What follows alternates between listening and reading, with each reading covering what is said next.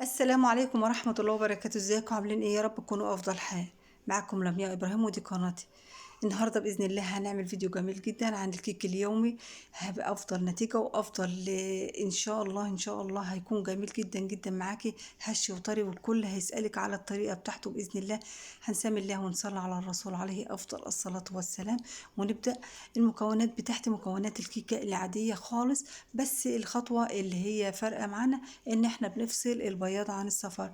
ليه بنفصل البياض عن الصفار؟ لا، الفصل البياض عن الصفار خطوة مهمة جدا، وبيدي للكيكة هشاشة وطراوة وارتفاع. مش في الكيكة اللي مش في الطرق العادية. معايا 4 بيضات بدرجة حرارة المطبخ، ومعايا رشة من الملح ومعلقة من الخل على البياض. بس أهم حاجة معانا إن لازم الطبق اللي بتاع البياض يكون مفهوش ولا نقطة مية، جاف جدا. هضرب البياض زي ما حضراتكم شايفينه كده، ومعايا كوباية من السكر أو كوباية ونص من السكر، هوزعها على البياض وعلى الصفار. تمام.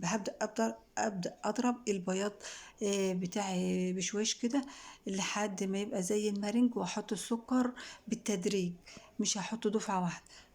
معايا السكر قسمته على جزئين، جزء على البياض وجزء على الصفار، لحد ما يبقى زي المارنج زي ما حضراتكم شايفينه كده.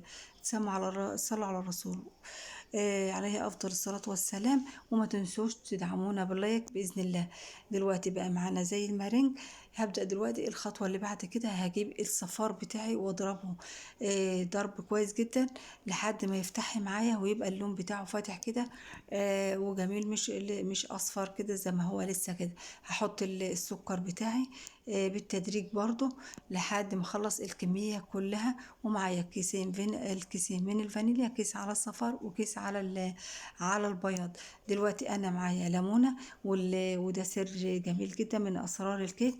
الليمون معايا ليمونة، هحط نصها على البياض وانا بضربه بيديله هشاشة وسمك، وعلى الصفار وانا بضربه بيفتح اللون بتاعه ويفتح الكيكة بتاعتنا. ولازم يكون السكر بتاعنا لونه ابيض مش سكر غامق، عشان بيفتح الكيكة ويخلي لونها حلو. تمام. دلوقتي بشيل الحاجات المطرطشة على أحرف الطبق عشان ما تنهش السكر ويتذوب السكر كله. دلوقتي معايا كوباية من الحليب. هحط الحليب مع الدقيق بالتدريج. تمام. معايا 3 كوبايات من الدقيق. هنخلهم كويس، عليهم كيس شيف كيك او معلقه كبيره هرميه من البودر. بعد ما نخله كويس هشيل منه 3 معالق. خدوا بالكم، 3 معالق من الدقيق واحط 3 معالق من النشا. ليه نشا؟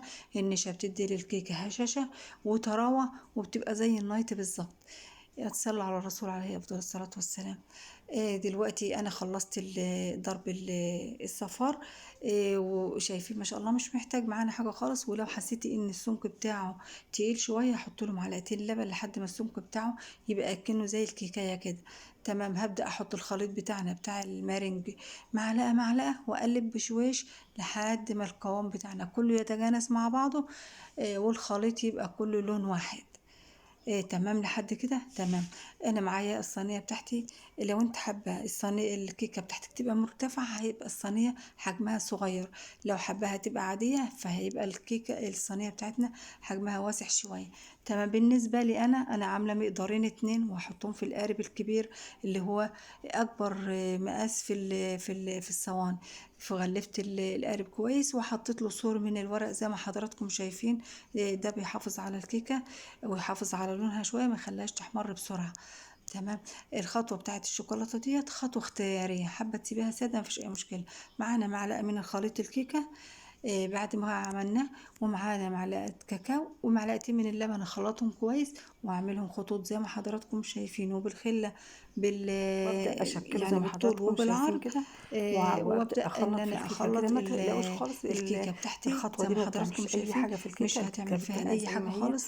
ما بتقوم تقلقوش، بتوزع مش هتعمل الشوكولاته في في الكيكه قلبها. اي حاجه خالص ولا في بالنسبه المقادير للتسويه بتاعتها. باذن الله التسويه على بالعكس، فرن لو سخن. انت حابه تستعملي الخطوه مش ديت بسيطه، هحطها على مش فرن هتبقى بارد يا جميله جماعه جدا لو باذن الله. سمحتوا.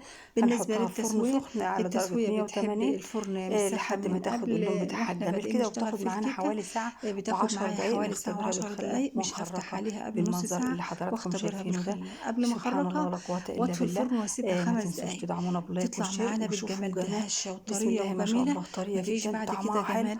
هشة وجميلة، شايفين ما شاء والنشا الله. بتدي لها طبعا طازة برضه طبعا لحضراتكم. مرتفعة جدا بس هي مش باينة.